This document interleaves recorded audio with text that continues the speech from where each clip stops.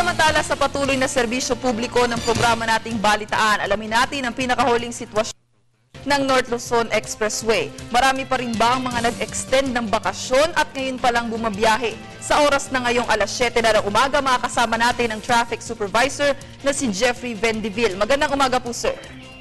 Magandang umaga rin po sa inyo, Ma'am Pia, at sa mga tagapanood ng ating programa po. Okay, sir, kamusta naman yung pag-a-assist natin sa ating mga biyahero kahapon na simula na ng klase at maging ngayon? Kahapon, Ma'am, as expected po, nagkaroon po tayo ng konting volume dito ngayon patungong Manila. Pero sa ngayon po, balik sa normal po uli. Mabilis po uli ang takbo dito ng sasakyan patungong norte at pabalik din po ng Manila.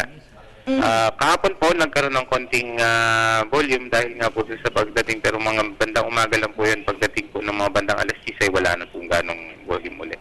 Okay, so expect natin na ngayong araw mas maluwag na at wala nang pagbibigat sa daloy ng trapiko dyan sa NLEX.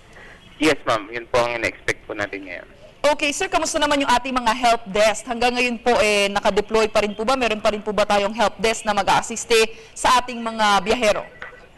Opo, meron po tayo. Maliban po dun sa mga help desk natin, meron pa po tayong mga emergency call boxes na kulay orange ng ating kalsada kung saan maaari po silang tumawag at makakausap po nila kami dito sa Balintawak.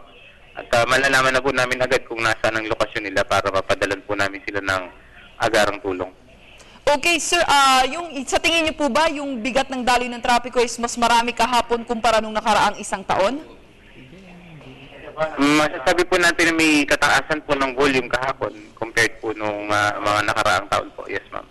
Okay, sir, ano na lang po ang inyong mensahe sa mga hahabol pa na bumalik dito sa Metro Manila?